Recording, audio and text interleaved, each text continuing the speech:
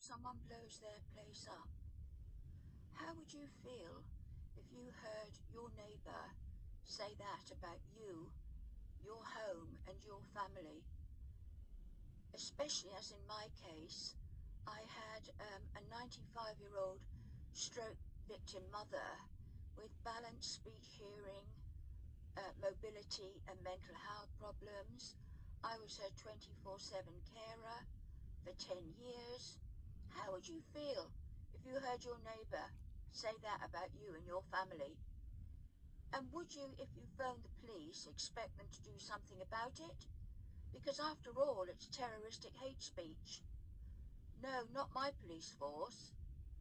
They said, it was a chief inspector, he said, oh, it was just a flippant remark, and he didn't mean anything by it. Yeah, right. Can you imagine if I said something like that? You would have seen a fleet of police cars, sirens blaring, blue lights flashing, excuse me, and I would have been arrested and taken away, and I might, sorry, I might cough throughout this video because there is something close by that's affecting me. It's affecting my throat, ear, nose, throat, sinuses, and other distressing health issues. But the police acted with willful, deliberate indifference to all my calls for help. Officer not deployed appeared against each and every call. In 2014, my mum was still with me then, bless her sweet soul. I was called into a meeting. I'll tell you where exactly. It was Fareham Borough Council in the presence of a Sally Chapman and a PC Higgs. And it was suggested to me that I remove my hijab, and I was asked if it was necessary that I wear it. But I didn't think I should have to pander to the preference of religious bigots, so I continued to wear it. But when I refused to remove it, my local police force did a house-to-house survey asking neighbours if they had any problems with me. Well, that incited further episodes of hatred, and someone, very kindly, cut the brake cable on my car. It was an old Jaguar Sovereign. I love old cars, especially old Jags. I love American cars. I'm a bit of a car fanatic, but me and my mum, we were coming back from St Peter's Vets, actually, in Petersfield, and we'd come through the country lanes, up the back of the hill, to the road that runs across the top of Portsdown Hill. I applied the brakes, they failed, and of course, once the brakes go, so does the power steering. I was pumping the brakes. My poor mum, she looked at my face, mortified, because my face had sheer terror on it. I was pumping the brakes, but nothing happened. And we shot across the fast road on the top of Portsdown Hill. Anybody who lives in this area will know how fast that car is, because there's lots of military establishments, and it's like a back road. Rather than go on the A27, they go along the top of the hill. Well, my car shot across the road, and we were nearly hit broadside from each direction. Luckily, Allah must have been watching over me, because we were okay, but that is attempted murder. But my police force did absolutely nothing, absolutely nothing.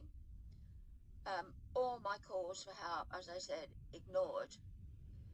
But one in particular neighbour complained about, I tried to make everywhere colourful for mum, and it was a kind of therapy for me, planting flowers, watching the flowers grow, just being in amongst the flowers and the greenery. It's like a natural antidepressant to me, but it was actually my life support. But somebody was determined to cut my life support, and she complained about our fairy lights, our little hedgehog house, if the left side of my wheelie bin wheels went over her side of the drive. She hacked into our eucalyptus tree at night, damaged branches, caused the leaves to wither and die. Her boyfriend would film me right up in my face, hoping to get a reaction. hoping that I'd get emotionally distressed and start going off on one. Oh no, I stay calm in any situation. But they hoped that they could call the police and get me arrested or get me sectioned. I was made to look like a mental health basket case. She would lurk, leer and spy on our home at the rear. Sometimes take photographs to show them to her friends at the council. She kept us under duress that she knows people high up at the council and that she works for social services. Her brother would wave me off with the back of his hand like swatting flies away.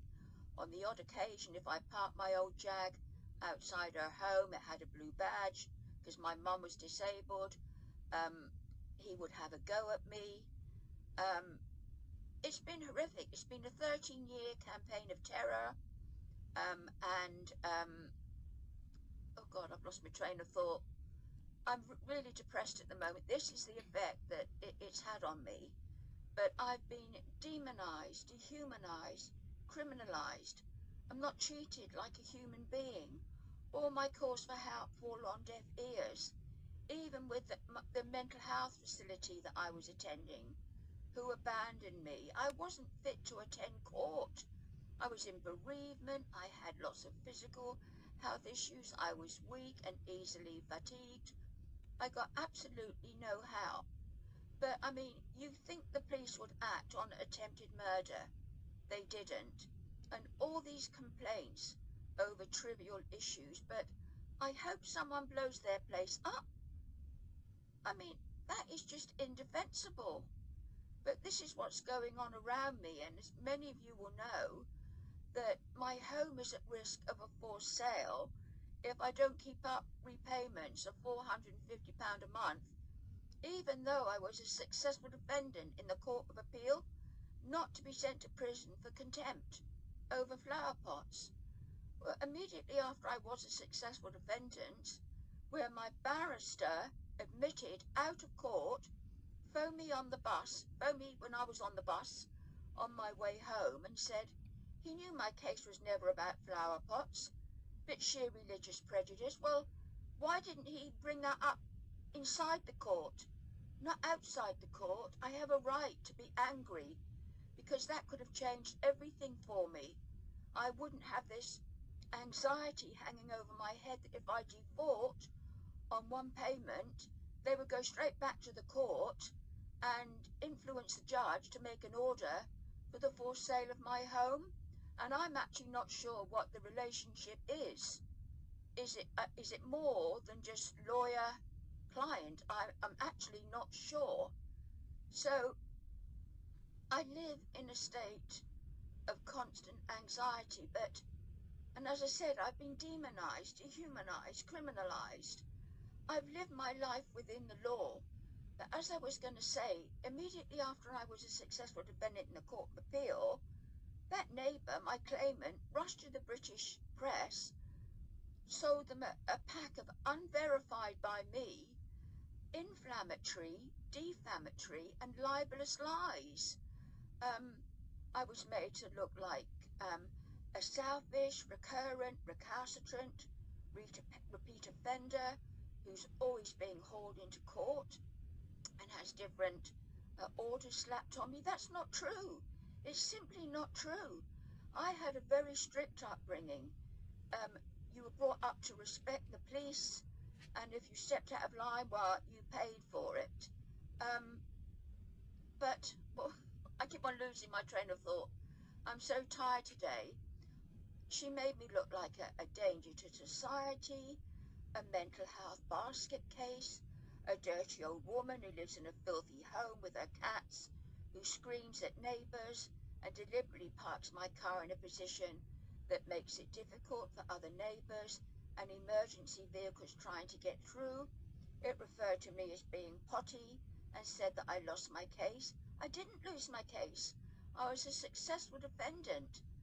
But because of those articles, and Dr. Anton van Dellen did put all of the 7 newspapers on notice of pending litigation, but it was impossible to get public funding. Here we are again. you can't get public funding on civil litigation, but Dr. Anton van Dellen did tell them that litigation would ensue. Unfortunately, it didn't, because as I said, I couldn't get any help. And people should be focusing on that. You cannot get public funding on civil litigation, but I've been made out to be a danger to society. I'm not. I'd help anybody of any race, religion, colour or creed. I don't discriminate. You've only got to look at my Facebook page to see that. But I intend to find out who's the orchestrator of what's happening to me and what continues to happen to me. I have a good idea of who it might be, but my constituent MP, Suella Braverman, she just doesn't respond to letters or emails. Well, she's not going to, is she? You know, with her Stop the Boat, hang on, sorry, oh my God, this is really getting me down. She's racist and an Islamophobe, and I allege she's married to an Israeli, so it's unlikely that she would ever help me. But I can't go on like this. I've got to find out who's orchestrating it. Are my neighbours just puppets to someone higher up the chain, or what? But I'm not going to go on like it, and I'm going to expose them, and I'm going to start naming names. I mean, I'm so upset that my barrister actually admitted out of court that he knew my case was never about flower pots. I got sentenced to 6 months in prison over flower pots, and I was made to wait from September to the 8th of November 22 to find out if I was going to prison or not. Well, that can be very stressful. And as a result of an unlawful arrest on the 18th of June, I've not been able to sit in my living room. I've not been able to sleep. I've not been able to eat. I've had, and I'm going to say this, it's a public Facebook page, the whole world will know, and I really don't care. I've even suffered involuntary evacuation of the bowels. If I relive and pre-live what's happened to me and what might happen to me, weight has fallen off me. Well, I'm not too bothered about that, but on occasions I've actually sat there shaking. And the locum GP whose care I was under said that is to do with anxiety and an adrenaline rush. But I've been so depressed. I'm on an antidepressant now. This is my 5th week. It has helped me sleep a bit deeper and longer, but I'm just exhausted. Life is just one long battle. I mean, I still have plans. I might be 75, but I'm still planning to go and live off-grid. I want to have a log cabin on my own land. I want to have goats and chickens. I want to rescue animals from slaughter. I want a place with a well or a borehole that's rural and secluded with no mobile phone masts, no traffic noise. I still have plans, but I spend my day emailing lawyers. Lawyers let me down. My insurance company lets me down. I've got 2 perfectly legitimate claims. They've rejected them, and now they've cancelled my policy. Can you believe that? Well, I'm not going to let them get away with it. I'm not going to let anyone get away with anything that I feel violates me. And that's my current situation. So apparently I'm such a bad person, but as I said, I'd help anybody. I don't discriminate. But it's not very nice when the police, say we don't know how to treat people like you and people of your mentality, and your mother's going into a home, there's absolutely nothing you or she will be able to do about it. When my mum is sitting just a few feet away, she might have been 95, but she wasn't stupid. Believe me, she was astute, and she could evaluate someone within seconds. Anyway, bless her sweet soul. I better go. I've got to feed all my babies and my foxes and my birdies before it gets dark. But this is my story, and it helps to make videos, and some of you know, and thank you for your lovely comments. I put the first chapter of my book up on my Facebook page, so I'm going to be dedicating a lot of time to my book. But Anyway, love you all. I'm going to go now. Take care. Peace and blessings to all, each and every one of you.